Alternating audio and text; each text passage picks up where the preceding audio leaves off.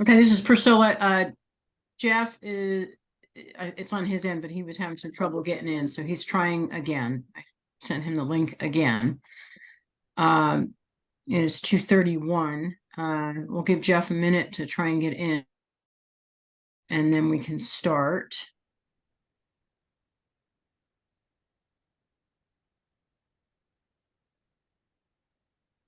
Priscilla, if necessary, I can start the meeting and then Jeff can pick it up when he comes in.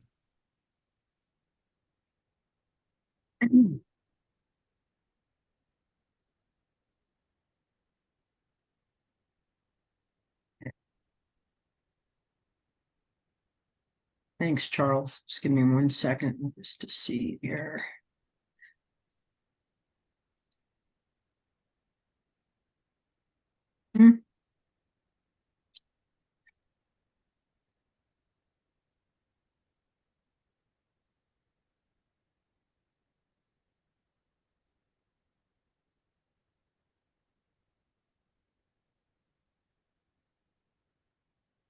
I know Jeff is at a remote location. Yeah, we might have to start because it's now what, 9? It's 2:32. I don't see him coming in. Austin, you don't see Jeff trying to come in, right? No, it's not coming in. Okay. Still waiting for Okay. Then why don't we're started recording. Why don't we start? Charles, if you don't mind, I know you're going to be chairing for a short period of time anyway after Jeff was leaving. Actually, it might be Jean because I have a hard stop at 3:20. At 3:20. Okay, yeah, and then Jean would take over. Okay. All right. Okay. With that done, I'll call the February 15 meeting of the MAC to order. And Priscilla, would you help us out in introducing the MAC members, followed by staff and public? Sure. You want me to introduce him, or you want me to go around the room? I mean, I can certainly introduce everybody. Yeah, if you'd do that, and we can find out what MAC members are present both in person and on Zoom. Okay, I have Margie Donovan on Zoom. I have Pam Floor on Zoom. German Aon on Zoom. Charles, you're on Zoom, correct? Yes. Yes. I am. And then I have I think that's it for my MAC members, and that's on Zoom. In person, I believe we have Frank is in person. Yeah. And hi, Frank, and Jean Lozano Here. and Helen O'Connell. I'm here. All right. Did I miss anybody? Jeff just joined us. Tom just joined us. Jeff. Great. Alrighty. Thank you, Jeff. I think that's everybody from the MAC. All right. And Want to have the staff introduce themselves? Sure. Why don't we do that? And when Jeff gets fully on, we'll turn it over to him. Austin Reiner, Accessible Services. Adam Green, Senior Admin.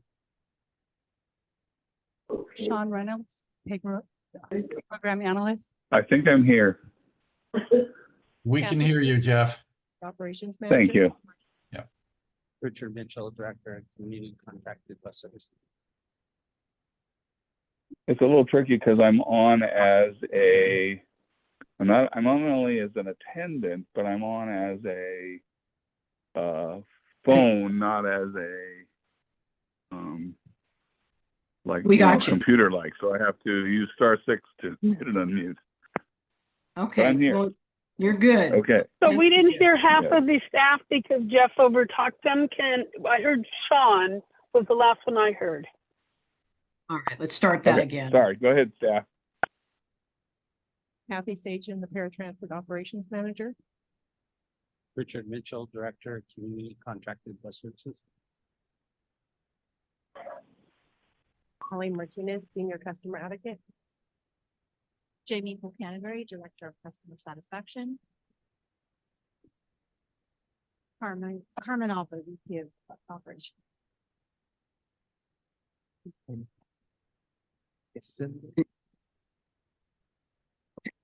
Marcus, also here. Our guest. Jackie Tager. So you can't do that because it goes. Ed Coleman. Yeah, sure. Somebody, I'm getting some back sounds. Yes, Jeff's mic I is know. home, Tom. This is Jeff Advocate. Anyone else that has not introduced themselves? Hi, Priscilla. This is Casey Courtwright, Director of Office Management and Budget for SAC-RT. I'm on the phone for the meeting. Thank you. Go ahead, Deborah. Can you hear me? Because I don't have a mute option. Are you We turning me can, on? we can hear you. Okay, I'm Deborah Silinis, VP of Communications and Partnerships for SAC-RT. Thank you. I'm Henry Kutukwa, Vice President of Capital Programs. Thank you. Anyone else? SAC-RT. Okay. And Priscilla Vargas, ADA Compliance Officer and Staff Liaison to MAC. All right. Jeff, Charles had Okay. started, but now you're on, so we can continue with you. Oh, you have to leave. Yep. Thank you, Charles. So, public comment on items not on the agenda. So, what do we have for that? Do I We need didn't to, approve them. do I need to identify that I'm here? Sorry, Regina Hi, Marie. Regina. Thank you. Any other From the guests that public. haven't introduced themselves? Hi, Lisa Capillari from Paratransit Inc. Thanks, Lisa. Okay. Anyone else? Hey, good afternoon. This is James Drake with SAC-RT Planning. It's James. All right. We got a house full. We do. Hopefully we didn't miss anyone. And Jeff, did you want to do the minutes before public comment? Sure. Why not? Do we have a motion to approve the January 18th minutes? James so moves.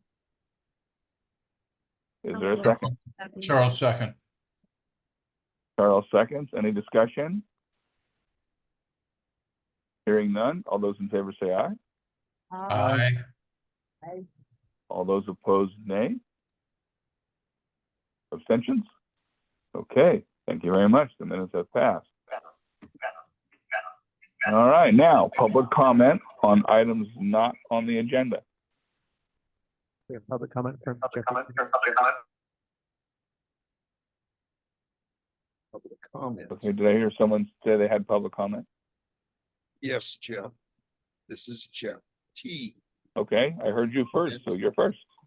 Yes, public comment is, I hope you can tell us something what happened on Tuesday with the State Disability Transportation Committee that you and I are both on. But also is the bus, should we say, planning app has an explanation point on it. I have learned what that means. It's something interesting that he really says, Deborah, we need to have better explanation of our tools and getting from 5 apps down to the soon, maybe 2, 3 apps. And I know those are not on the agenda. So I will continue my public comment. And thank you for correcting, Phyllis, the situation beforehand, dealing with the correct Zoom. You're welcome. Okay. All right. Any other public comment on items not on the agenda? Yes, I'm a resident here in Sacramento. My name is Ed Fong, and the reason I'm here today because it's actually very fortuitous because of the fact that I want to share with the council here an incident occurred utilizing paratransit last night. To give you some background, my son, who is part of the neurodiverse community, does utilize community service as much as he can, because I think we're all striving for inclusion as well as independence. what has happened is that there was an event that took place last night where he was supposed to be picked up from the Ethel Hart Center, which is located downtown at 8:15. His pickup of the paratransit did not arrive until 10:05. 1 hour and 50 minutes afterwards. I'm just trying to find out exactly how can we minimize this, or is there anything we can do in terms of ours as a community to better access a more reliable system that paratransit offers for this community? I think you probably agree with me that an hour and 50 minutes late is unacceptable, especially for this community. Can you imagine if one of your residents here was located in a questionable area and something physically happened to that person for being an hour and 50 minutes late? Unacceptable. Now, you may ask, well, how do I arrange all this? Well, I called your scheduler the day before because we can't schedule things like weekend events. I understand why, because there's a lot of cancellations. So we scheduled it the day before. Speaking with your scheduler, she advised me, what time does this event close or ends? It ends at 8:30. So she said, well, we could pick them up at 9:30 or 8:15. I said, well, 9:30 is too late. Let's go for 8:15. And it's all been set. It's all scheduled and ready to go. And I do have the app, which I've downloaded, so we can actually see exactly where your paratransit bus is arriving or not arriving. But we get notification too from to 9. Well, we're supposed to be picked up at 8:15. Then we saw 8:30. Then we saw 9:30. Then we saw 10 o'clock. With no explanation as to why. It would have been nice if somebody would have actually advised us that there could have been this kind of problem. And then I could have made other arrangements because it's pretty unreliable for that to happen. So I'm not too sure what paratransit is doing. Maybe it has some challenges with the driver. I did actually speak to the driver afterwards to find out his take on it. He told me that he was contacted at 9 p.m. to pick up my son. Well, think about that. Another driver was contacted to pick up my son at 9 o'clock when his supposed pickup time was at 8:15. Again, unacceptable. So I'm trying to find out what better way can we address this so we can have more reliable service for my son, because we'd love to utilize paratransit. I think it's an excellent opportunity. I think the other options that are available to this community, such as Uber or Lyft, are kind of expensive.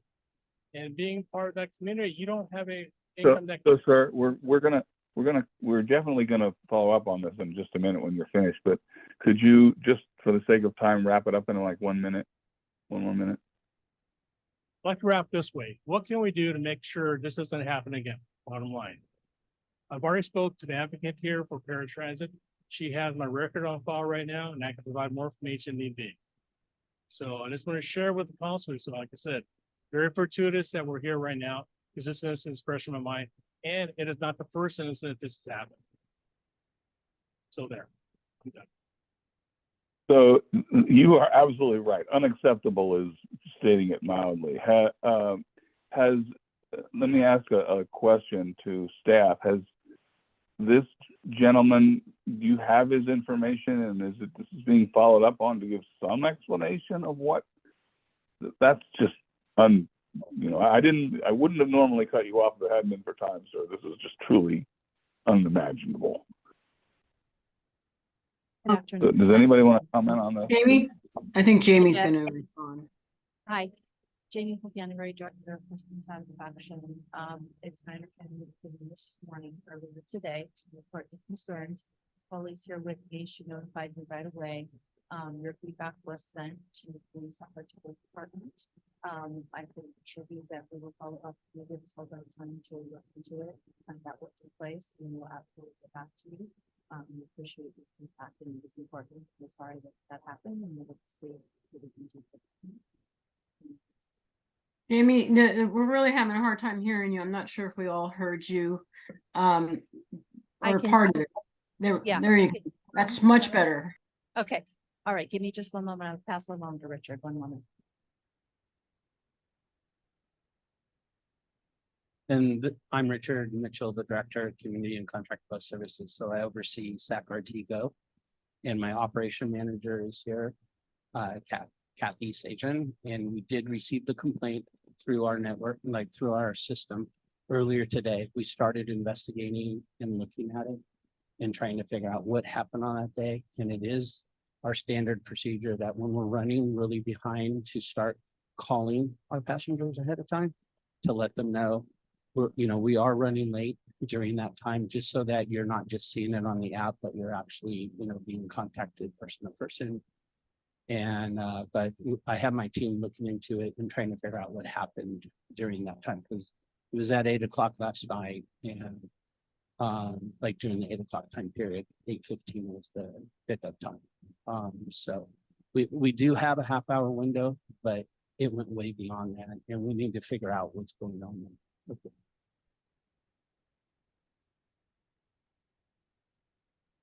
So presumably they will get back to you very soon. Obviously, if there is an explanation that you are given that doesn't satisfy you, this body is continually monitoring and critiquing SAC-RT Go. You're welcome to come back to us. We usually have SAC-RT Go on the agenda, so if you want to come back during the next meeting and then save your comment for the actual agenda item, I'm fine with that. I apologize for sort of limiting your time. I wouldn't have ordinarily, but we do that for public comment. So, let's certainly follow up. And if you're not, if you don't have any kind of an adequate explanation, we're glad to have you back to address us and further look into this. So thank you very much for coming to Thank you. Jeff, Regina had her hand up a little while back, Regina Marie. Okay, go ahead, Regina. Okay. And I'll be as quick as possible. I'd like to address, I attended a neighborhood community meeting, and we are still concerned that in our specific neighborhood and zip code, we don't have good bus access. Lifeline buses, as they used to be called, were cut off. And even though some funding has been made available, they have not been restored. I'm referring to the place between 24th and Florin that runs clear to 24th and Fruit Ridge. It's very long walking distances for a low income area and working class area where people rely on public transportation, need to get to light rail, and have to walk long distances to get there. Not everybody can avail themselves of Smart Ride or SAC-RT Go to do this. And it was told to us that when funding was available, it would be there would be something done.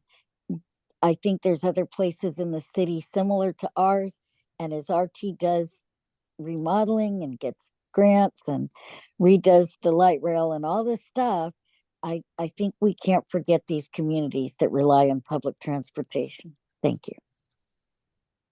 Thank you, Regina. And that item might be addressed in some way. I'm not sure, but we have an item on the agenda that might have some bearing on that. I don't know. Anyone else under public comment? Okay. I don't see any other hands. All right, thank you. Chair's report. So we're going to do a couple things. I'm going to turn it over for a second, in a second, to our two committee chairs. But first, I want to briefly comment, and any other of the executive committee members that wants to follow up on my comments can certainly do so.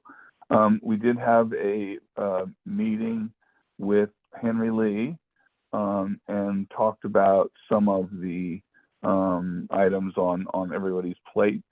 Henry really did acknowledge that this committee really had a lot of the heaviest lift because of the issues that we face and because of the issues that our communities face. He is hoping for better collaborations when the issues occur on which, we can collaborate, such as, maybe financing issues or whatever issues come up that, we're on board with, both for the sake of enabling the community to understand and what RT is doing, and also with the goal of enhancing the knowledge and reputation of this council within the community, because that is one of our roles, as is not only to advise RT, but to be a conduit to the community. So we want to work on collaborations where possible, and we want to work also on our role as a conduit to the community in items just as the ones, for example, that were brought up under public comment.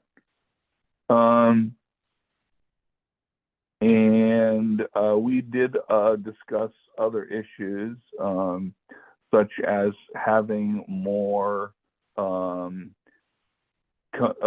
interaction between, or actually interaction between, because we don't have any at the moment, UServe and the MAC, and that will be, I'll let Helen at least discuss what's going to happen at the beginning of the process at the very least.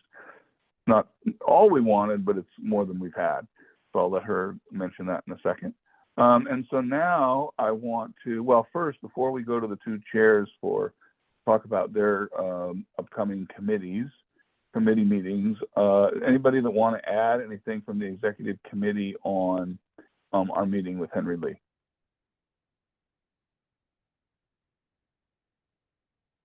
Okay, I don't hear anything. So I'll first recognize Helen, because her meeting is coming up fairly soon, to talk about the TC&P committee. And then after you're done, I'll recognize Jean to talk about A&I. Helen O'Connell, and I'm chair of the TC&P committee. My vice chair is Archie Donovan, and we have a meeting on February 23rd, a Friday, from 10 to 12, and we will be discussing everything, the issues people have been concerned, and then we're going to the representative and give them input, and then we're going to have questions and discussion to be able to voice their. Helen, the mic again, it's hard for everybody to hear. I'm kind of on the other end of it now, and I'm hearing the muffled sound. So yeah, I agree with you. It was tough. Yeah, I think one other thing about the upcoming meeting that we'll also give an update on is the open house, which will be occurring on March 23rd in person at the Citrus Heights Community Center. So that was another item to add that we added to the 23rd agenda for February TC&P. Yeah, and in fact, to follow up on that just in 30 seconds or less, I'm going to be making one of the presentations on behalf of this body, just a short presentation. And if people have ideas that they think should be included, send them to me. I'm going to obviously recognize the members who are there so that they know more about us and give you a chance to say something briefly as well. But so send me any thoughts you have. I'm not going to take time at the meeting to do it, but communicate with me. So,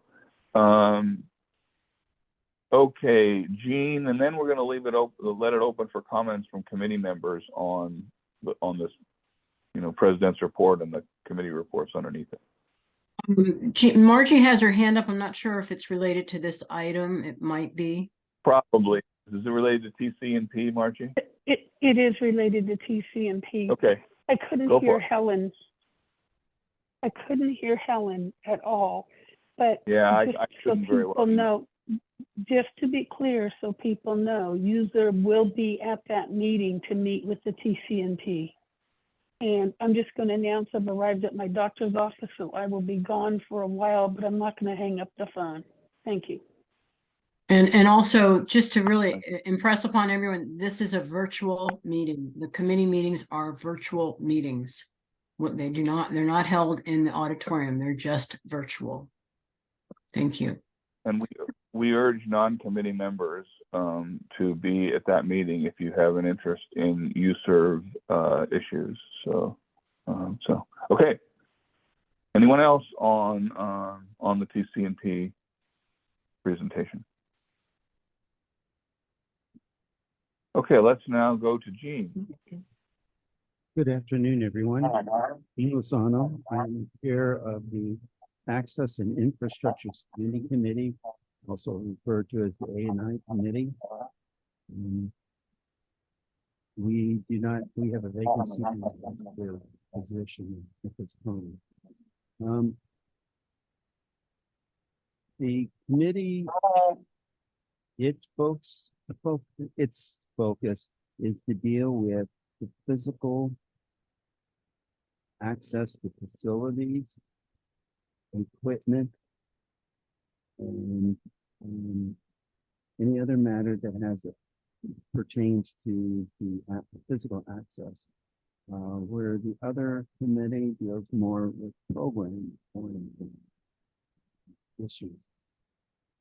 We hope to have a meeting the first week of March. Staff is working on a date and time for that meeting. The issues that I hope to have on the agenda will be having an election to fill the remaining term of the vice chair office, to have a presentation on the status of the construction of the new low floor light rail vehicle platforms that are being constructed along the Gold Line and the blue lines, and to find out the status of it. When do they anticipate to become operational, the new vehicles? What is the status of their testing currently that's underway on the low-floor vehicles? We would like to know too is when does RT anticipate that they will begin additional modification of the low-floor platforms so that they will accommodate a 3-car train. At this time, the platforms that are being constructed will only accommodate a 2-car low-floor train. We will also look at the new audible and visual public address system that is to be installed at all the stations. Then another item that we at least have a discussion on, and it comes from the recommendation from one of our A&I committee members in that Lawford, and that from Norcal, and that is to look into a light system along each side of the tracks, that where there's a lights that are on, and that when a train is coming in, physically at the station platform and departing, that they flash, start flashing. This is something that was developed by Gallaudet University in conjunction with the metro system in Washington, D.C. And that the deaf community has found that this is very helpful, particularly when sometimes there are people who are deaf that are only fluent in sign language, and that fluency is not they do not have the level of fluency in English, print English. And so seeing a visual message may not be that informative, helpful, and they're seeking to have their access to the use of this watching light system.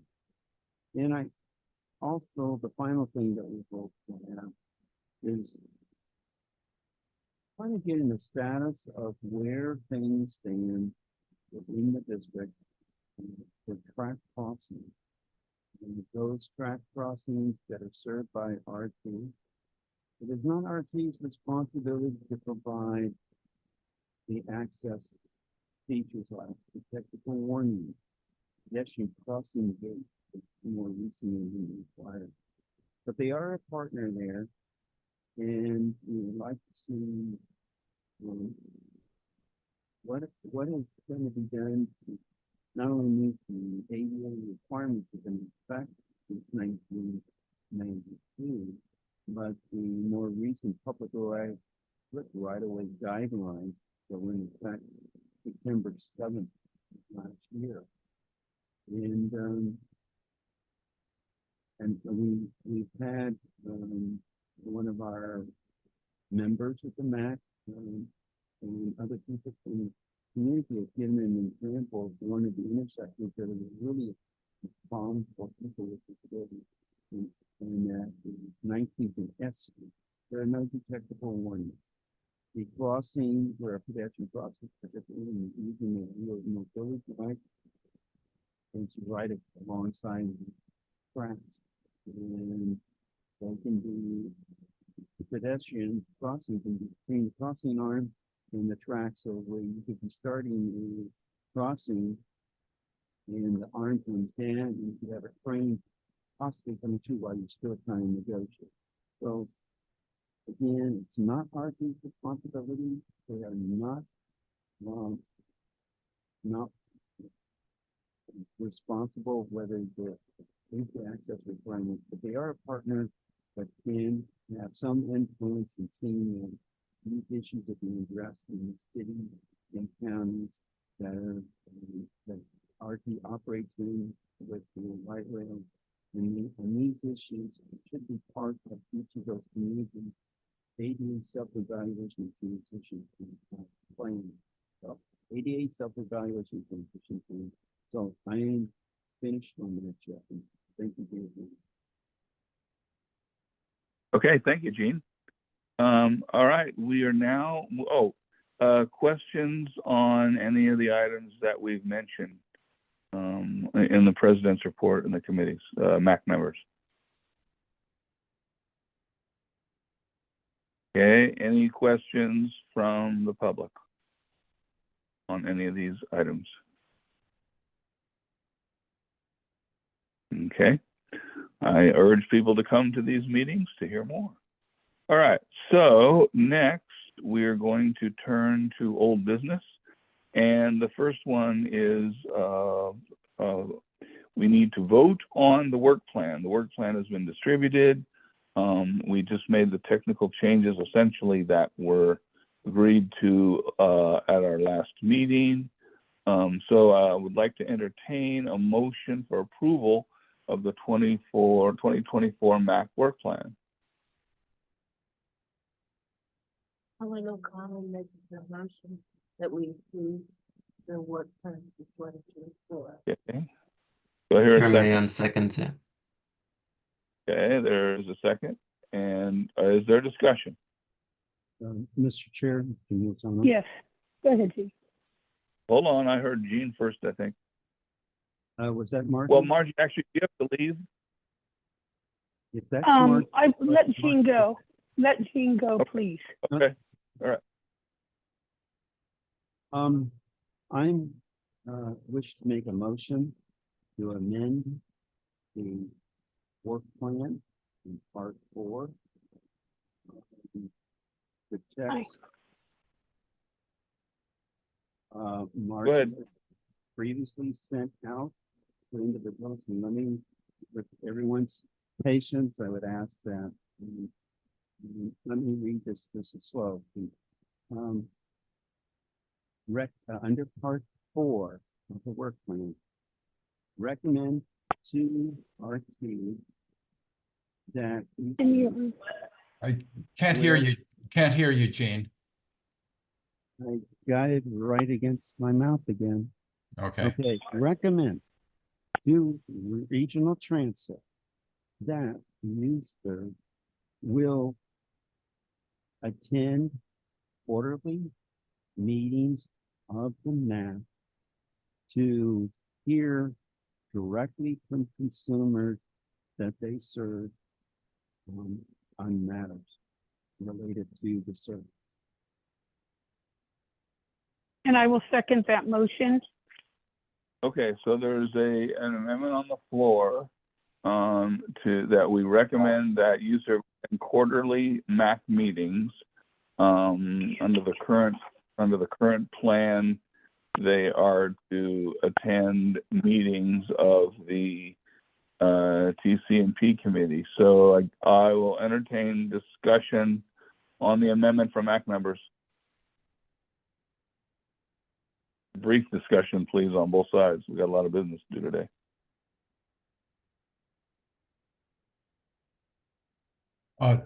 Jeff, this is Charlie. Yeah. So as it is right now, my understanding is that they will attend at least quarterly meetings of the TC&P committee. Is that correct? Well, we don't know how many meetings the TC&P committee has, so technically that would not be correct. It would be Okay. What would be more correct to say they're going to attend meetings of the TC&P committee. We don't know how many they're going to have, and we don't necessarily know that they attend all TC&P meetings. So I guess that I'm trying to be as fair and correct to all parties as I can. Okay. Yes, that's now my recollection too. Thanks for that clarification. Well, the motion that I made on behalf of Margie was MAC meetings. Right. And I Right. think No, we get that. expanded later on, drill down, but yeah, for now, MAC meetings. Yeah, no, that's clear. Okay. Any other discussion? Call for the question. Okay, it has been called. Well, no, I haven't asked for discussion from members of the public or, anyone else that cares to say anything on it. Or staff. Or staff, yeah. Okay, hearing nothing, or do I hear something? Jeff, I couldn't hear that. Say again. I said, this is Jeff. Clarification, is it's time for public comment? No. Yes, it is. On this motion only. Correct. My concern for the public is you're only dealing with you serve. I'm wondering if you're only doing annual reports or an annual report comes back from any other services that are used by disability. My understanding last night, it was paratransit, not USERV, that was the issue. So I just raised the public question of if you're going to do this for only USERV, why is not a minimum of a report coming out from the other entities that the disability needs to utilize? Well, I would say because we have paratransit, we have SAC-RT Go at least quarterly anyway. So I'm not trying to speak in support of the motion, but to your comment, we're SAC-RT Go is already, the rest of it is already, doing that. There are some unique concerns that have been brought to the MAC on this one contract service. And that's what we're trying to have a dialogue and giving consumers an opportunity to have a dialogue, but it's not intended to be a dialogue that requires going over every little issue and explaining the general issue, like the flaw of the GPS system they have. So they wouldn't go anything else except this one service. We do get other reports, but we're trying to have a dialogue with this conference. Okay, so any other comment on this by the public or staff? Hearing none. All those in favor of the motion say aye. Aye. All those opposed. All those opposed say no. Abstentions? All right, so it is now amended. Further discussion on the work plan. I have some discussion, Jeff. This is Charlie. Okay, go ahead.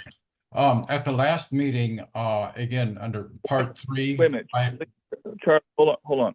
Margie, was the item you wanted to discuss this thing? I'm going to assume it was. If it wasn't, we'll come back to you. It was. I figured it was. Okay, sorry, Charlie, go ahead. Okay, no problem. Again, it's part 3, items 5 and 6. And at the last meeting, it was approved by the MAC that the wording recommend that SAC-RT, that's number 5, and number 6 recommend SAC-RT procure a 3D printer. And I voted against using the recommended or recommend wording. However, the MAC said, yes, we're going to include that. That's fine with me. The issue I have is that it's more on the actual subject matter itself. And it recommends SAC-RT hire an independent consultant to perform an ADA self-evaluation and transition plan.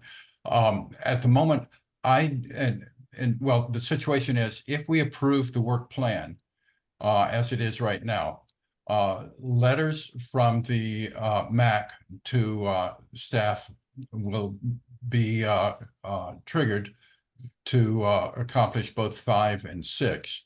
And I simply do not have enough information on either item to agree with recommending that, specifically the ADA 28 CFR Part 35.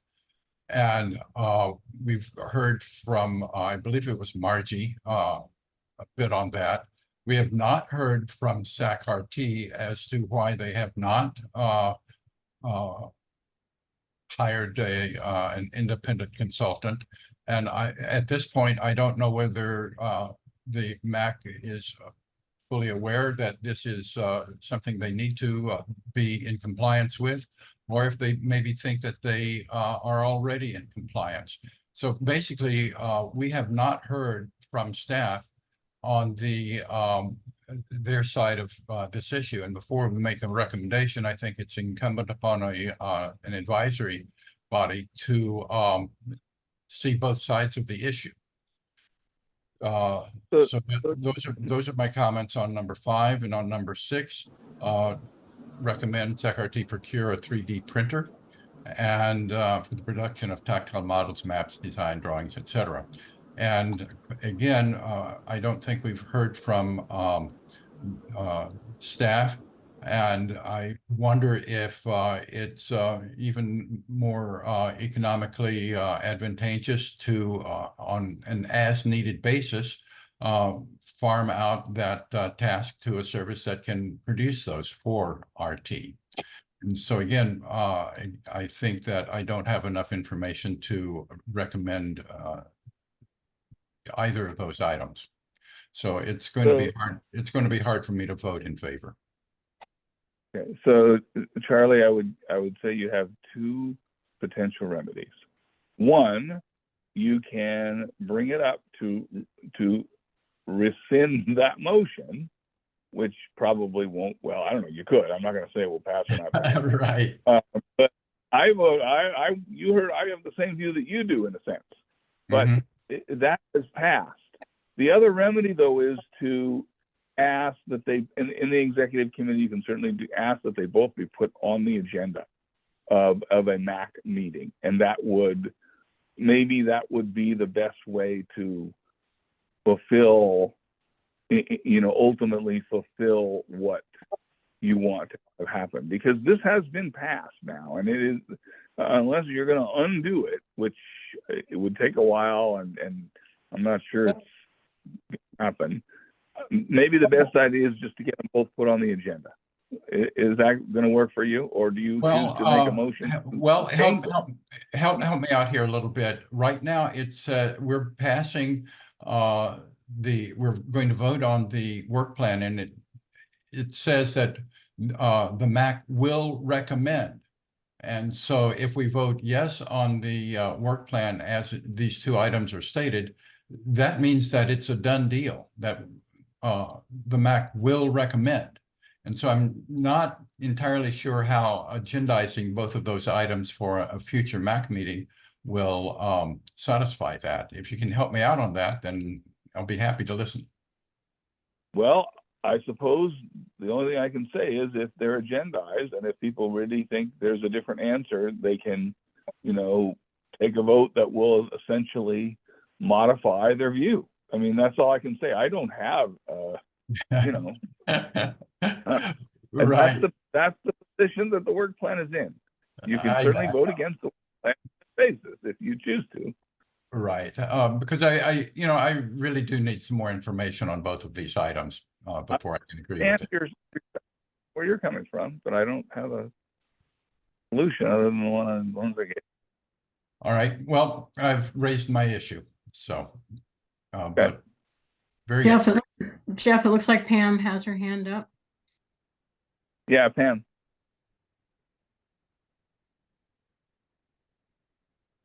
Okay, sorry about that. I think that that's a very good point that he brings up. Do we have to stay with the word recommend? Is there some other word we could put there that doesn't make it sound like a done deed?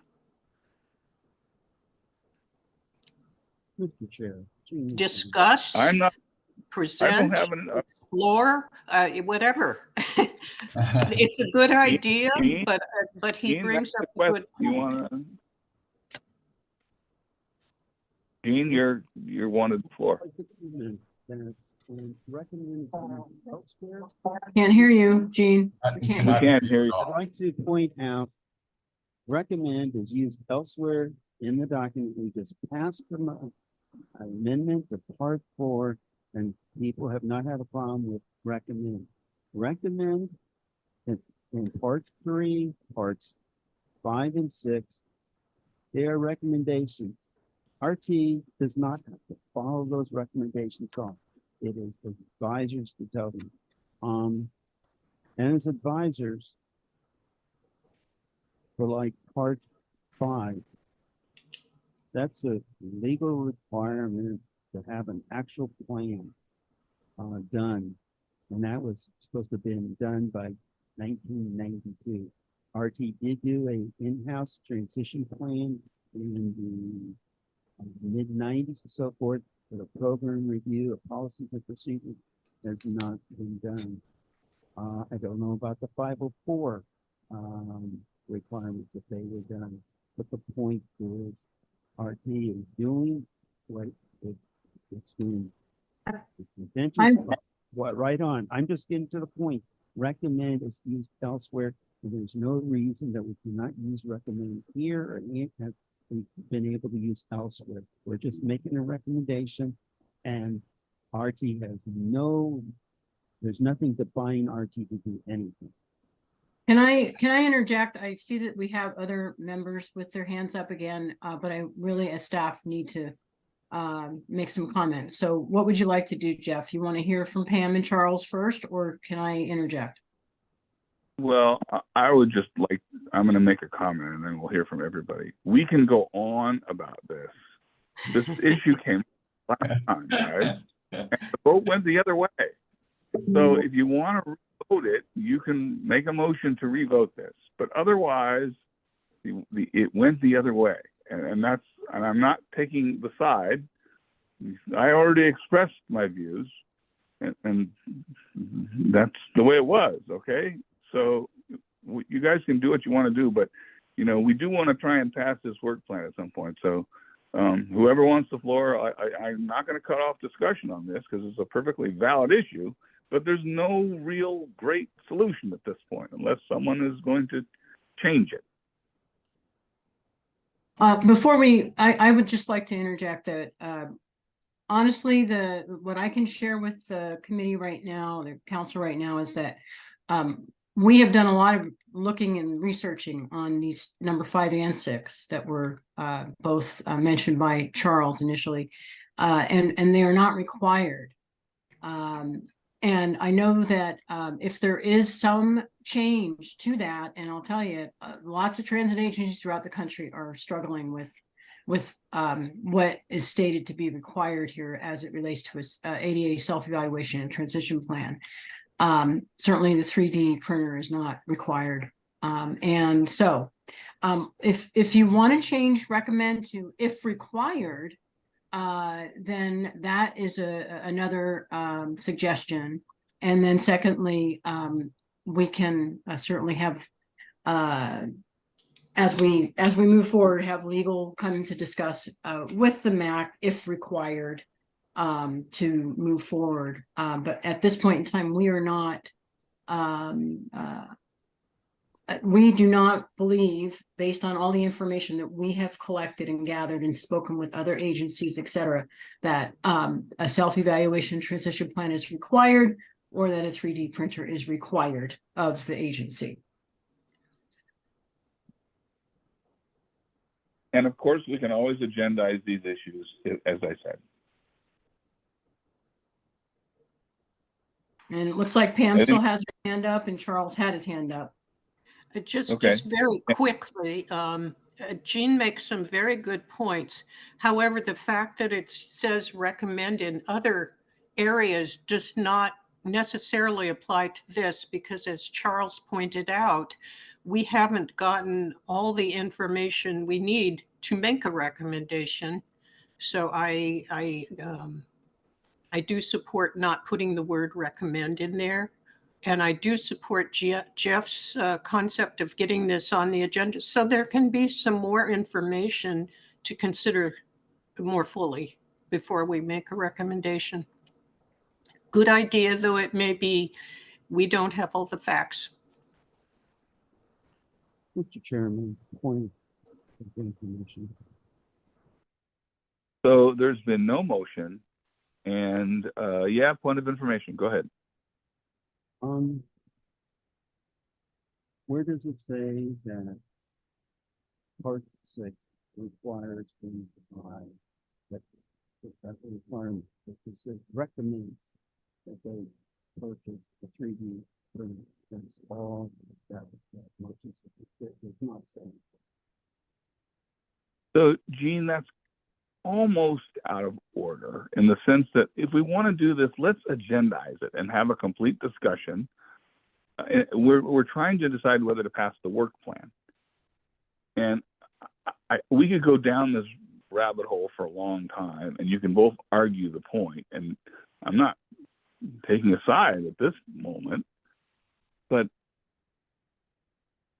I don't know that we're going to solve anything with the goal here being the work plan. But if you really want an answer, go ahead and ask Priscilla for her answer. Yep. I want to, because I never said that 3D printing is required. I said asking for one as an auxiliary aid. That's all I asked. I'm sorry, Jean, but I'm having a lot of trouble hearing you, and it's not you. It's not you. Eating the mic. If I say any louder, and I don't want you to think that I'm yelling and screaming. Okay, now you're clear, Gene. Stay right where you are. I am at the same place. The thing is, and my point was, the 3D printer, I never said it was required by law. Yeah, okay. I appreciate that clarification. Citing that it was required. I never said it is an auxiliary aid. It is something that can be accommodate people, but I never said specifically a 3D printer is required. as I have said for part 5, is required. That's all. Okay, Okay, thank you. I understand. Thank you. All right. Further comments on the work plan? Public, members of the public. I see no hands. Okay. So we will now take a vote on the work plan. All those in favor say aye. Aye. Aye. Aye. All those opposed say no. No. Okay, it has passed. Oh, abstentions. Sorry. All right, the work plan is passed. All right, so now we are to James Drake to talk about SAC-RT service changes. James, good to have you back. Hey, thank you. Good afternoon, everyone. And good afternoon, members of the MAC and the audience. James Drake, Senior Manager of Service Planning for SAC-RT. Apologies for not being there in person. Kind of down with a virus right now. Didn't want to expose others, but my topic today is service changes for 2024. We currently have our draft plan out for public review. It was posted on January 30th. We have a 30-day public review period that will conclude on March 1st. We intend to take the final plan to our board on March 11th, and most of these changes would take effect on August 28th, with a few exceptions. With that said, I'll maybe give a little highlight of what's in the packet. It's all the information is, of course, available on sacrt.com. You can find a link to it on the homepage, or you can go directly to sacrt.com/2024 changes.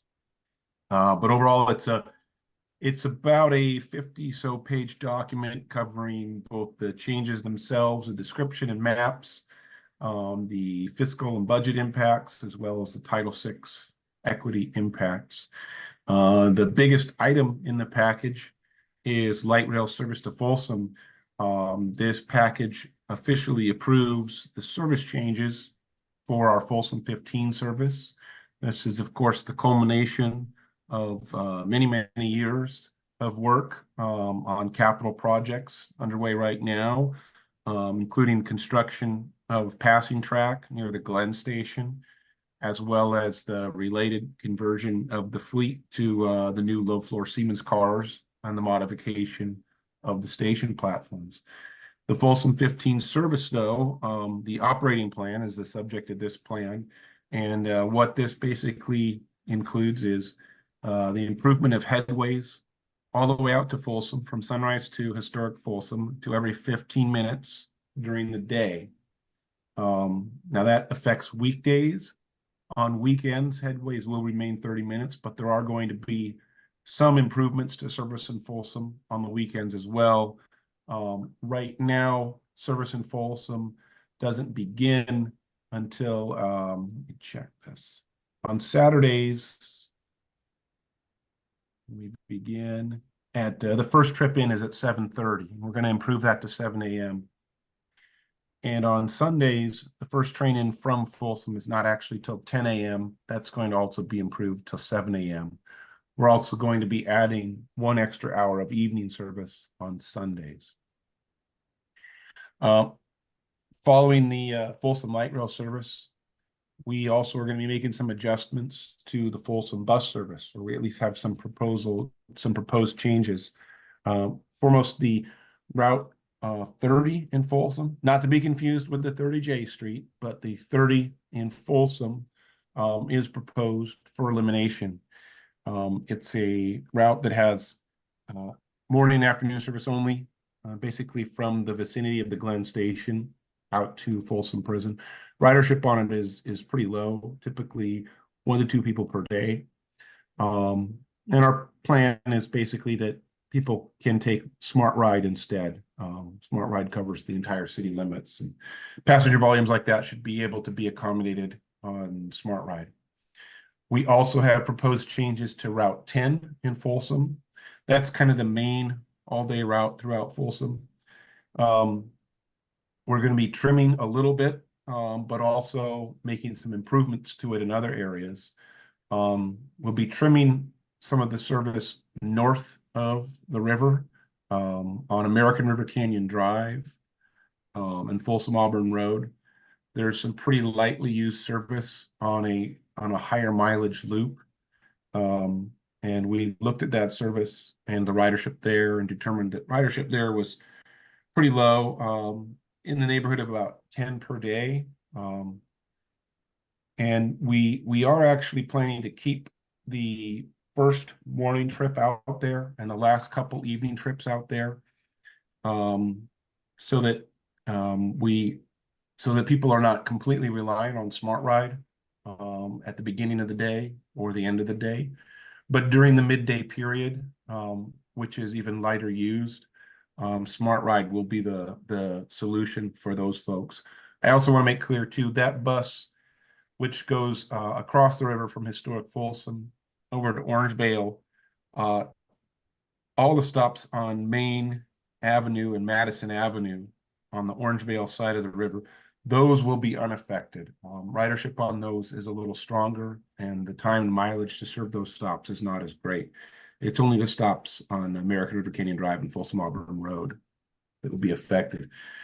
Now, with the savings from the 30 and from trimming some of those stops on the 10, we'll have actually some extra resources with which we'll be able to add weekend service on the Folsom 10 route. So while we'll be trimming back a little bit north of the river, we'll actually be adding for the first time bus service in Folsom on Saturdays and Sundays and holidays. It'll become a 365-day-a-year service out there. We think this will really help complement our investment in light rail and bring a pretty useful thing. We've gotten good feedback already. We've had folks out on the route spreading the word about the proposed changes, and we've gotten good feedback on the addition of that weekend service. So Folsom is a major focus of the 2024 service plan, but I'm going to move on to a couple other areas. We have some other kind of miscellaneous changes on the main SAC-RT bus system as well, primarily affecting 5 routes: Route 1, Route 26, Route 81, 84, and 93. And these changes consist just of adding some additional service, some additional trips where we noticed some needs. We basically went through our schedule and looked at the ridership throughout the day, trip by trip, and we looked at the headways, particularly in the evening, what our last trip of the evening was, or at what point in the evening we dropped from, say, 30-minute headways to 60-minute headways. And we did this on weekends as well as weekdays. And we took a look at consistency with other routes. Our objective here was to make it so that if you are downtown, for example, and you're taking a train out from downtown, that as you travel outward on the line, on light rail, let's say, as you get to major stations with transfers to major routes, that all the bus routes, at least all the major routes, have some consistency and uniformity in terms of their end times and when they drop from long or from short to long headways. And we weren't able to fill every single gap that we identified, but we tried to prioritize routes and times of the day where there seemed to be the greatest ridership potential from filling some of these gaps. And we want to do this to make the system a little more consistent and uniform and understandable for people. And also, when we improve one route like this, it helps the other routes. If you ride out to 65th Street Station, it's nice when all the routes have consistent end times so that you can use one to get to the other. That's the basis for the changes on those 5 routes. Along with that, we have a minor reduction proposed for Route 51 in the morning. during a period at the beginning of the day where we currently have 12-minute headways. We determined that we would actually probably be fine with 15-minute headways, which is a little more standard. There are times a day on Route 51 where we do have 12-minute headways, and that's something we've done where capacity has dictated that.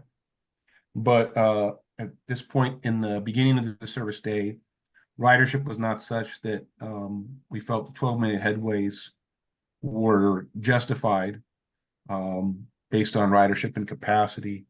And as you all know, riding the system every day, vehicle availability and operator availability is a key factor for reliability. So in times and on routes where we don't necessarily need a fifth bus out there on the hour, to trim that back is a way to reduce our vehicle requirement every day and improve the reliability of what we do have on the schedule every day. Two more changes I'll discuss. I can take questions now, although I'd kind of prefer to wait till the end if that's okay. No, you go finish. Okay. One change, kind of a minor change proposed to Route 33, Dos Rios. That was kind of the subject of a lot of meetings and discussion with respect to the light rail station. And I'm not going to rehash or get into a huge sidebar on that. But the upshot is that on Route 33, we are proposing 1 additional hour of evening service to the existing route and schedule. And then I'll change gears here to Route 137. This is a route that launched just in September. It's a commuter service from Elk Grove to UC Davis Medical Center. It runs 6 morning, 6 afternoon trips right now. And I'm pleased to report that it's a route that's also 100% paid for, both operating capital by UC Davis Health. In discussion with our partners there, they have the funds and would like to move forward with adding 2 additional afternoon trips. So that is also in the proposal, 3:30 p.m. and I believe a 7:30 p.m. Additional trip from UC Davis Health. And then in the report, you'll also find a discussion on future service from the planned train station that's part of the ACE and San Joaquin Valley Rail project, which is another huge project that I don't want to get too into the weeds on here today, but it's a major new train service plan for Sacramento. It's being led by another agency, but they intend to have a terminal station north of Sacramento, kind of in the Natomas and Rio Linda area. And they one of the purposes of that station will be for people going to the airport here in Sacramento. So we have a deal in principle with the San Joaquin and ACE train system, under which they would pay for SAC-RT to operate a bus to and from that station and the airport. And before we can formalize an agreement with them, we need to run the service plan through public review. And that's why it is in the plan here today. So the report will lay out the basic plan, the cost of it, and it's up there for 30-day public review. We are seeking board approval for that, and that will then allow us to move forward with an agreement with them for the cost sharing and subsidy of that program. I think with that, I will conclude my presentation, open up for questions. Thank you. Okay, questions from MAC members? Yeah. Can Helen, go ahead. Uh, Not very well. I just needed to know the website / I didn't quite catch the whole thing. Sure thing, Helen. You can definitely find it just by going to sacrt.com, and there will be a link to it on the homepage there. But if you want the direct URL, it's sacrt.com/2024 changes. 2024 changes. Thank you. You're welcome. Other questions? Questions from the public? Hearing none from the MAC.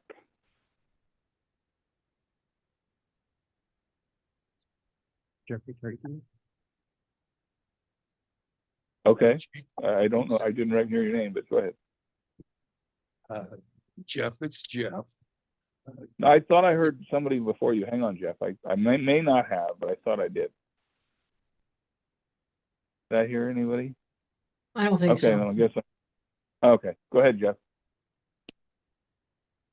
James Drake. Now is the 33 go to 6:30? You said it extended by an hour. Previously, I believe the 33 stops at 5:30. So is it only 6:30 that is going, and there's no weekend service as of yet, correct? That's one question. Correct. No weekend service is proposed. We are proposing that the last trip be extended from the current time of 5:34 to approximately 6:44 from the light rail station. And since you asked about it, we looked at 6:34 versus 6:44 because we have different kind of time slots throughout the day. And I think right now we're leaning towards 6:44 because it makes for a better connection with the blue line trains with northbound and southbound when they drop to 30-minute headways. And it's about 1.5 miles from where that ends to get to, or is it less to get to the green line from that point? Is it going out still to the church there, dropping off the homeless individuals? We intend to keep the existing 5:34 p.m. trip that currently has a detour over to Union Gospel Mission, to keep that trip going to Union Gospel Mission as it is today without any changes. Second question I have is, we talked about some changes. The one is still not yet going to Folsom with the changes. You just eliminated a early morning route on route number 1. Is that correct? And then you provided now some weekend service over there by American River. Is that going all the way up to the market there, or is it just a detour through the residential area of American River and Folsom Auburn Road? So extending Route 1 east to Folsom would be a lot larger budget item. So that is not proposed. I may have misunderstood you, but it sounded like you were asking or suggesting that some cutbacks were being made to Route 1. To be sure, no cutbacks are being proposed to Route 1. We are proposing one additional evening trip on Saturdays. Where we are proposing the reductions is on Folsom Route 10. And like I said, that would be limited to midday service on the stops on American River Canyon Drive and Folsom Auburn Road. Okay, thank you. Any other members of the public? Hearing none, thank you very much, James. And we'll now go to our next item. You're welcome. Thank you. Hello? Gene, you have a question? I wanted to find out if James would be staying on the call to request for information because I have a service question that's not part of this package. Did you get his question, James? No, he was asking if James was going to be staying on the call because he has a service related question. But it's not part of this meeting at the back of the broadcast. Can you send an email and do it offline, Gene? Because I don't know if James is how long he can hang in here. Sure. Yeah, it might be better to do it offline if it's an item not on the agenda. That's the reason I was trying to do it under the request of information from members of the MAC. That's the reason. Okay, well, if you're still there, we can do it, and if not, then do it by email, either way. Okay, so Mr. Cartwright is back with Cal ID update. So what do you got for us?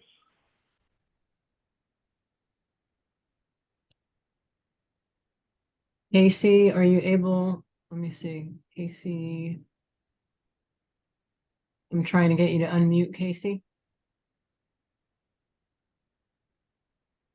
Okay, you should be able to speak. Casey? You guys able to hear me now, Priscilla? I can hear you now. Sure.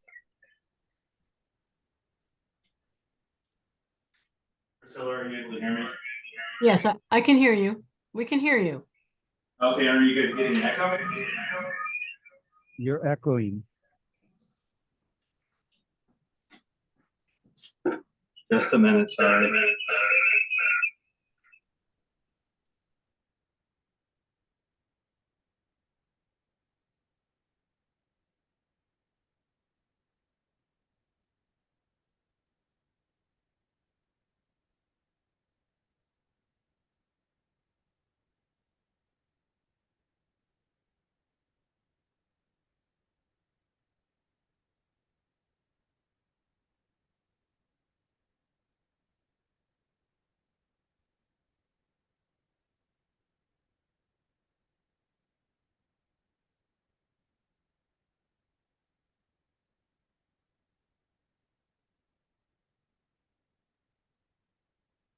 Do we want to come back to Casey and go to Deborah first, maybe? While he's working out his issues. Hi. Can you all hear me? Yes, we can. All Deborah, right. I don't Am know. I don't I'm not know your last echoing. name, so Hopefully. I'm gonna let I'm you not- give your last name so I don't mess it up. Okay, hold on. All right, well, good afternoon, everyone. For those that don't know me, I'm Deborah Salinas. I'm the VP of Communications and Partnerships for SACRT. I've been here quite a long time, so I think I know most of you. And thank you for letting me join today and provide an update on SACRT's public education and communications plan for the new low-floor trains.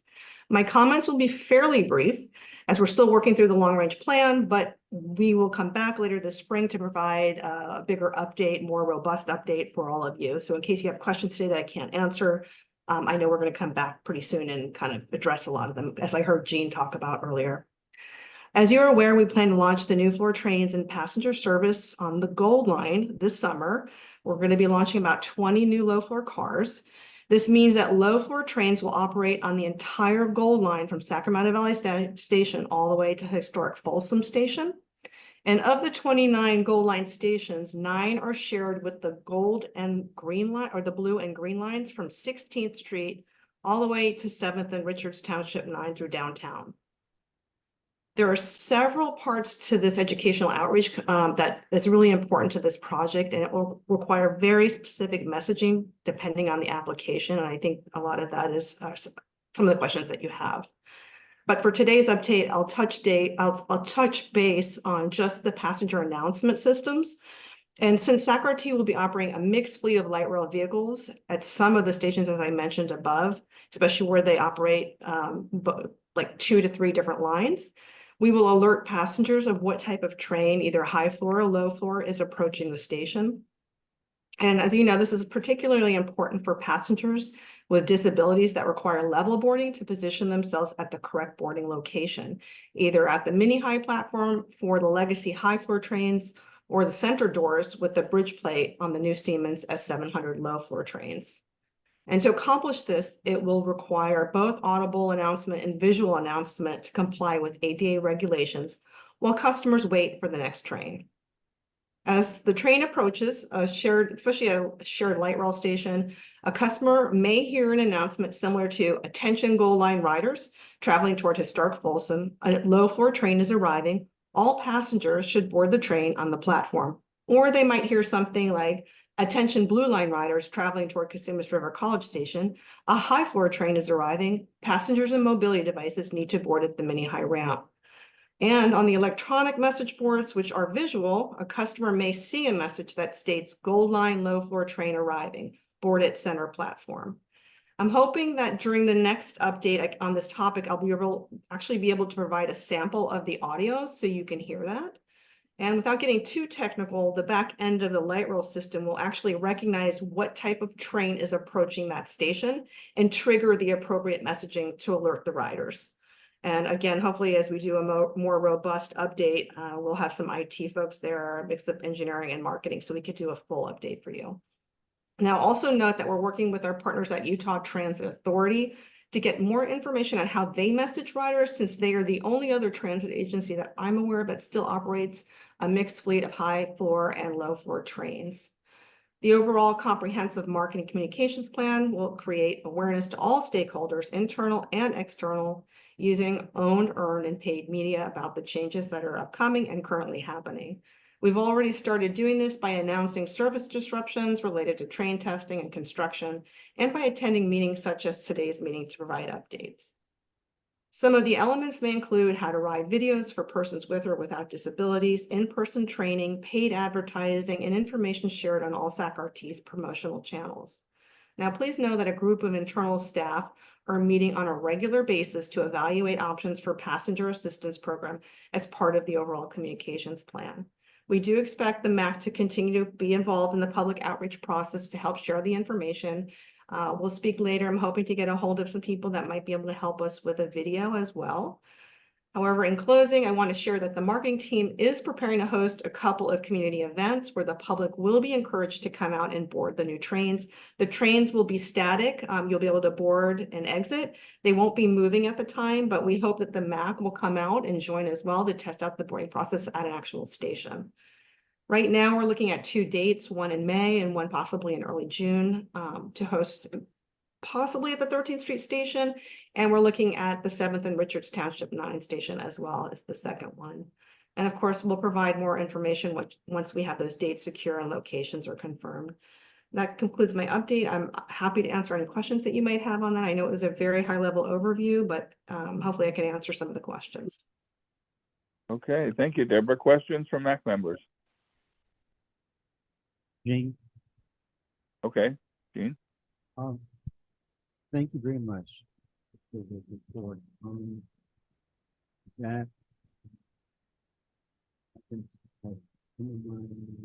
I apologize, I can't hear Gene, but if somebody can repeat what he's asking. All I'm trying to do is thanking you for the report. Thank you. Addressed some of my concerns. Mm-hmm. I'm pleased with it. And I understand you're still working on the concept level and not prepared to drill down to issues. I just would like to interject two suggestions. The video, that it also be captioned and have audio description. The other thing is having 1 or 2 additional days to show off the vehicles that is for people with disabilities and seniors who are going to take much longer time to check out the features. I know that a lot of people who are blind are going to want to try to understand the buttons and the labels on them and the position. And there's a learning curve on these things. And when you have the public who's going to be enthusiastically turned out in force, it's going to be hard to look at these things, and you won't, staff, engineering particularly, won't have the time to really try to address those issues. So if you could try to set aside time that's dedicated. Yes, and I agree. And I've spoken with Carmen about that. And actually, we were thinking about starting a little bit early for MAC members and other members of the community that need a little more time to test it out.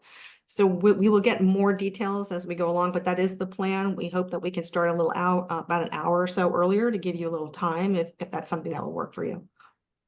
I think, further discussions like you and Carmen are talking about. I believe you're going to have a big turnout from the disability and senior community. I apologize, I can't hear the last part of that. I'm saying is, you and Carmen, like you said, will discuss that. but I believe you'll find that an hour may not be adequate because you're going to have a big turnout from both the senior and disability communities. You'll probably be overwhelmed more than you realize. So, but this is an excellent report. Thank you very much. Thank you. Thank you. Anyone else? There's some sort of noise that is, I think it's hard for any of us to hear now. Do we happen to know what that is?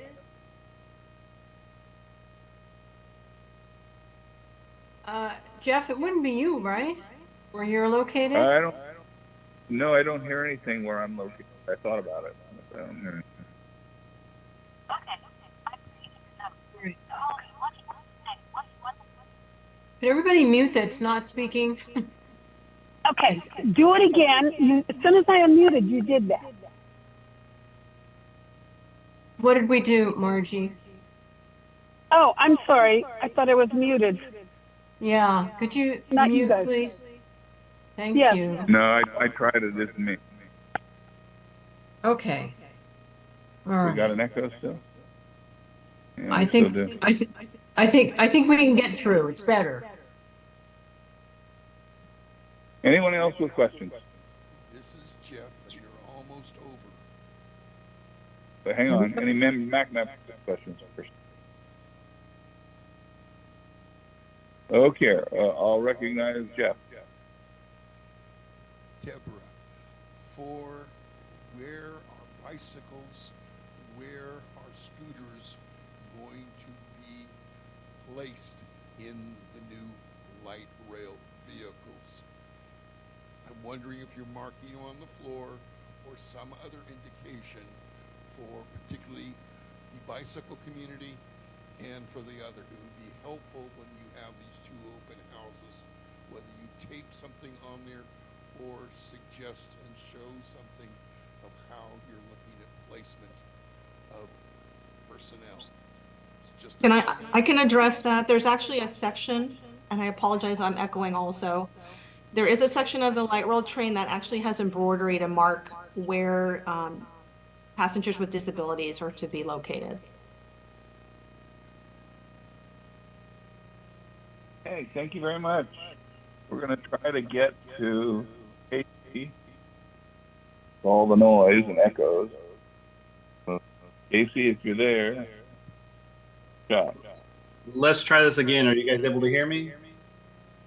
Yes. Yep, pretty good. Hey, the echo was kind of gone, but now it's back. Okay, so I'll be brief through the echoes here. On the Cal ITP side, we have selected vendors for the open loop payment processing, both hardware and software. We are notifying those vendors tomorrow. So unfortunately, I can't share today who they are. But we have made a selection. The vendors will be notified tomorrow, and we expect to be in contract for those within the next 30 days or so. Installation of hardware will start this summer, and hopefully by late summer, early fall, we're able to perform transactions using that hardware. Our installation plan at this point is to start with SACRT Go and the EVAN fleet and provide those pieces of hardware first. This should be a fantastic fare payment solution for members of the MAC and passengers who ride SACRT Go, providing a much simpler fare payment option than is currently available. We are also wrapping up an RFP for an account-based ticketing solution that will provide either an update or upgrade, potentially a new vendor even, for Zip Pass and Connect Card. That should be released within the next couple of weeks. And we should have that vendor on board hopefully by the summertime as well. The Connect Card and Zip Pass upgrade, replacement, whatever you want to call it, that's going to take a little bit more time as we transition customers away from one system to the other. But the new services should be available along the same time frame sometime in the fall, potentially early winter of 2024. And with that, any questions? from anybody. Okay, MAC member questions. Helen, I hear you. I have a question, Margie. Hang on, Helen was first.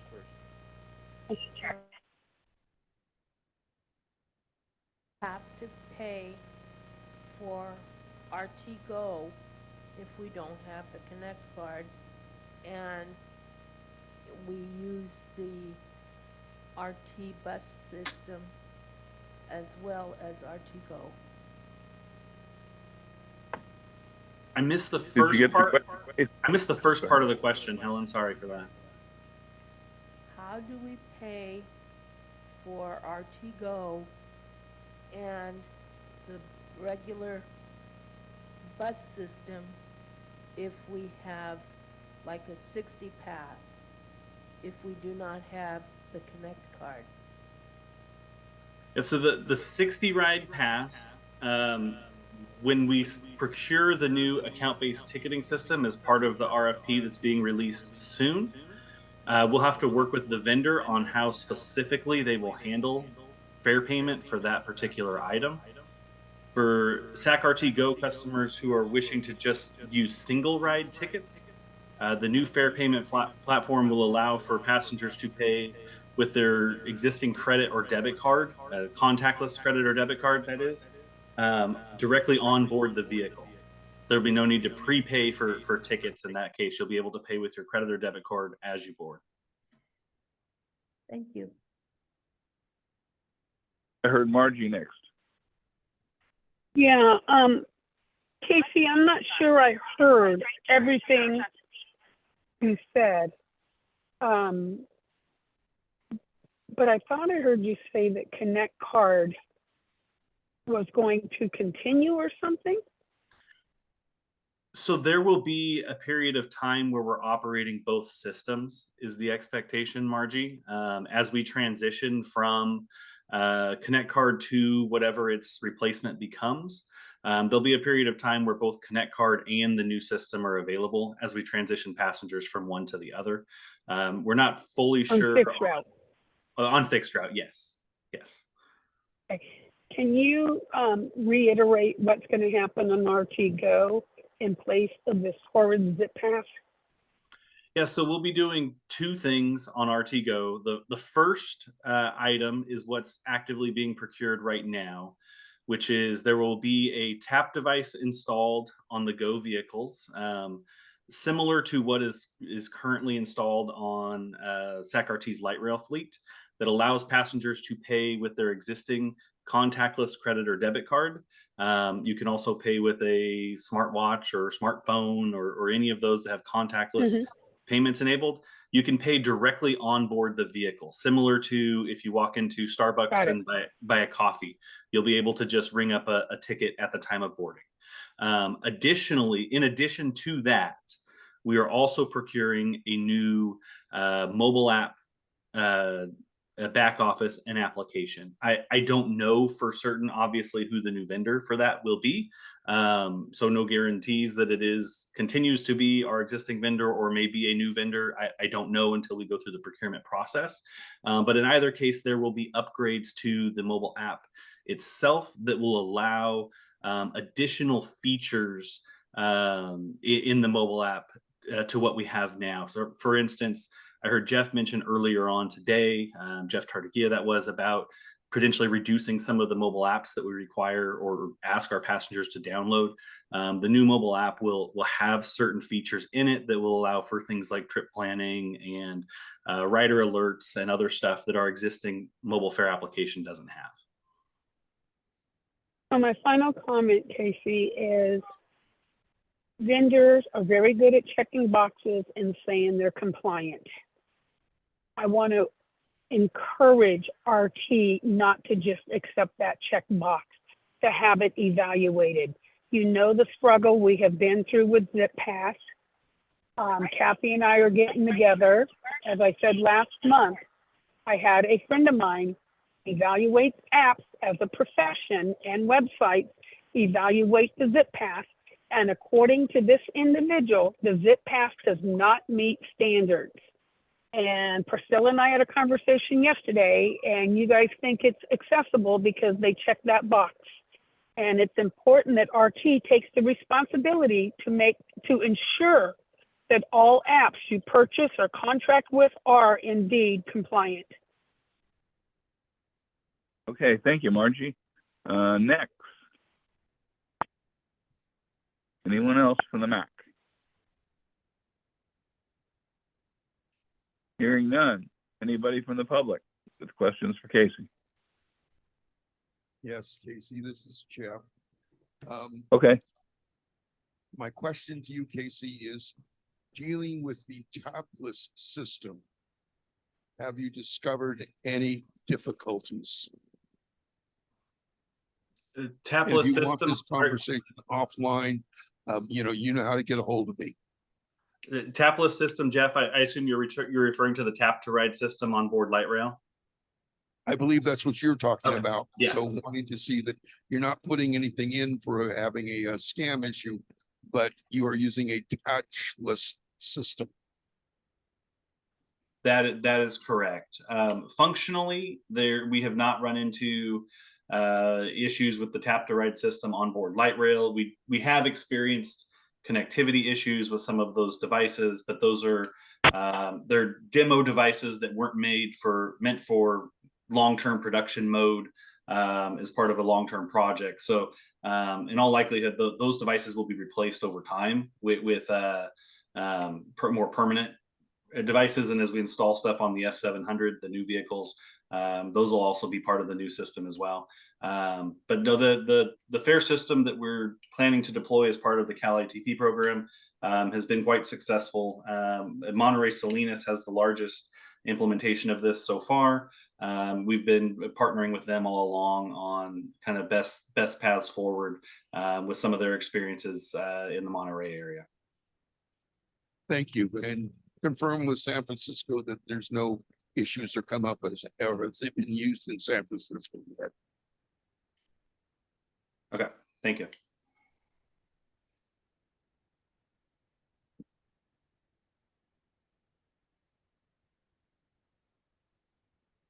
I see no other hands, Jeff.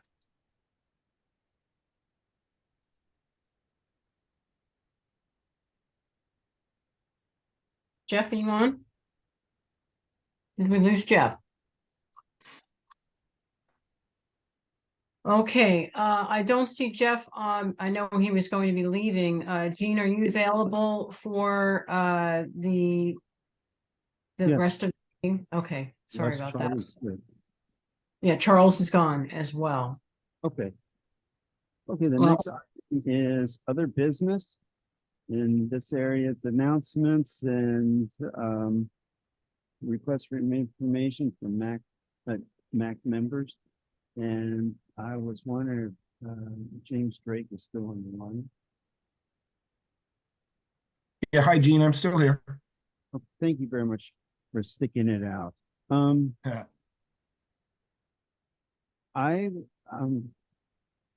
January 16th,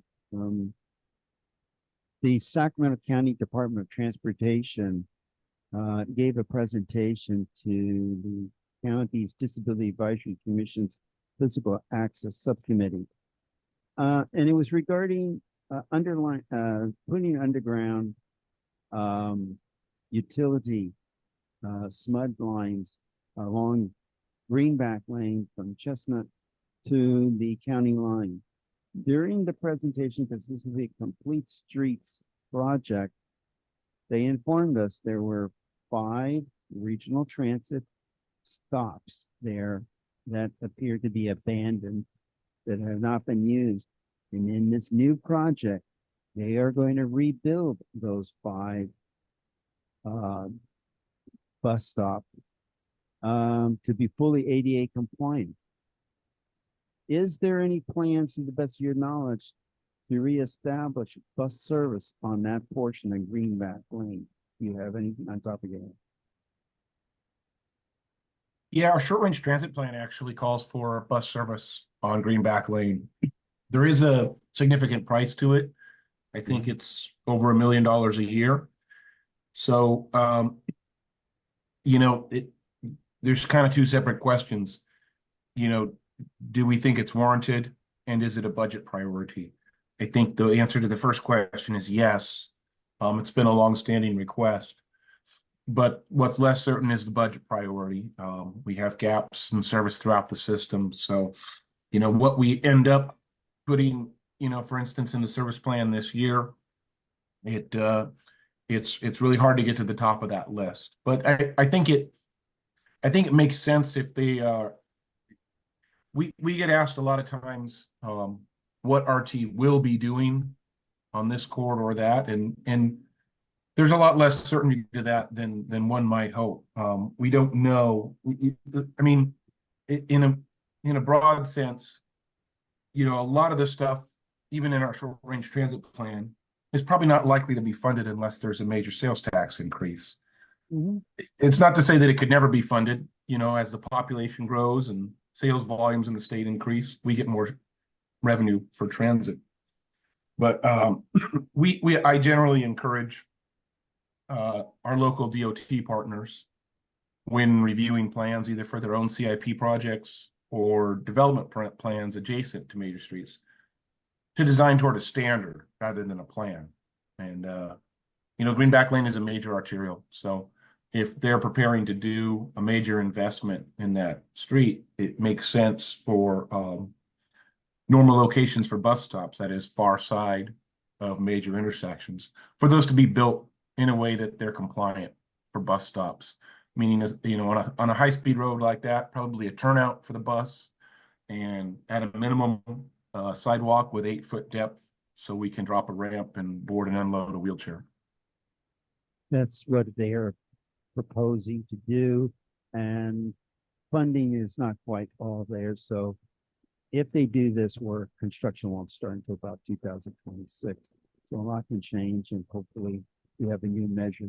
I wasn't trying to hold you to any commitment, but I was just, you know, trying to get some sense, because we were figuring the costs of building these pads that may never be used, that are ADA compliant, because it's been a few years now, but last I heard there was still some abandoned bus stops around Hornet and near the campus, Fulton Hall, and with action, some supposedly when they did the county transition plan, they said there were still some bus stops giving the bus there, even though the bus was abandoned around. So thank you for sticking it out and answering my question. Appreciate it. And I hope no problem, Gene, and appreciate you sharing. It's good info. Yes, this is Helen O'Connell. I have a question about where the board minutes are located on the website and how to get information easily for applying for membership to the MAC board, and if we can get a drop down tab about about RT, so that it would be easier to find MAC board issues.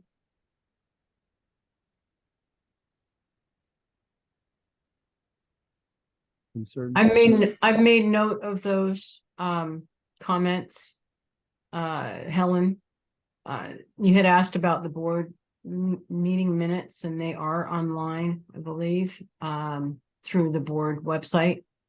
But I can make sure to get you that information, and also the MAC, applying for MAC is available online, or to call our accessible services office. But there is information available in both you know, online format, and certainly just requesting that information. So I'll make sure you have that too. Thank you. A phone number or guidelines on how to find that information on the web would be helpful. Yeah, I will add that we are, or email me. yes, we are going through a website accessibility improvement project that has been underway for a short while now, and the website itself will become much more user-friendly, if you will. So navigating it will be improved tremendously soon. I don't have a date for that, but soon. So in the meantime, I appreciate your questions. I do have an announcement too, but it looks like, Jean, that Margie has her hand up. Okay, just one thing, piggybacking on Helen's comment, I think making certain that they build in a search capability on the website so that the person could search and find Yes. me. So, Absolutely. okay, Margie, I recognize you. Yeah,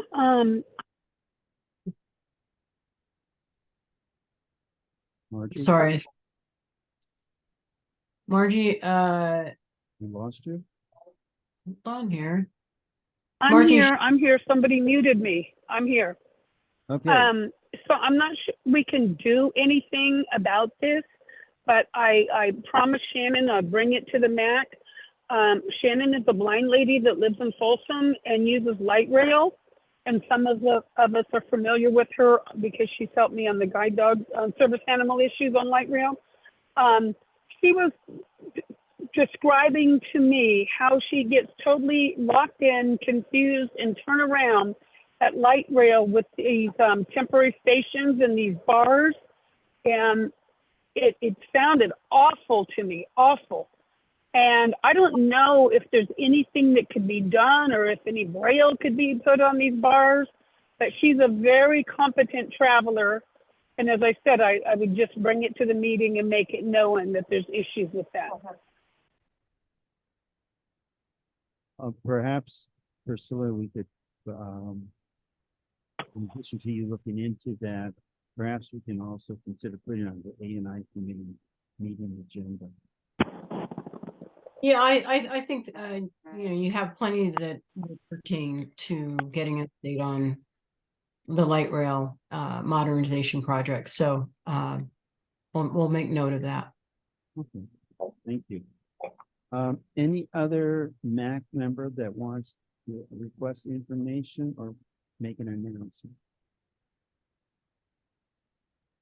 Okay. I don't see any hands. I know I need to make an announcement.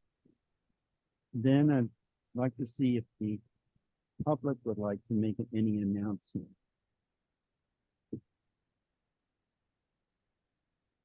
Okay, I don't hear anyone. Jean, Yes, it's Jamie. I'm yes, Jane. Director of Customer Satisfaction. Yes. But I just wanted to make a comment earlier. There was a reference to adding a search button to our website. There is one there on the page. Really? Can't hear you. At the bottom of the page, there's a search button. It's a search. When you click that, it'll then bring up a box and you can type in what you're looking for. It should bring you directly to whatever keyword you put in. There should be some choices there once you do that. So if you typed in mobility, it should bring up any other pages that are under mobility. Same thing with routes, schedules, that type of thing. So a lot of helpful information that I'm using in the search button. So I just want to throw that out there. Well, I appreciate that. Is there any possibility if with this project to make it a more obvious location? That's our plan, Jean. Yeah. And I'm part of that committee. We have passed that, so that is the hope with that. Yes, it is a fun, but it's there, so we can get it pumped up a little bit. So Yeah. for us. All right. Very close to the top. Yeah, preferably. Yeah. Perfect. I'm on the same page, Jean. Okay, thank you. And thank you for advising me. So I have an announcement. It's a time Yes. where I make that announcement. Thank you. Just wanted to let everyone know that we have 16 replacement vehicles for the SAC-RT Go operation that have been delivered. And they're being equipped with radios and graphics. We have 14 more that are currently being built. We don't have an arrival date yet, but just to stress that these vehicles, again, are replacement vehicles, and they are identical to what we've already procured and it's out on the street.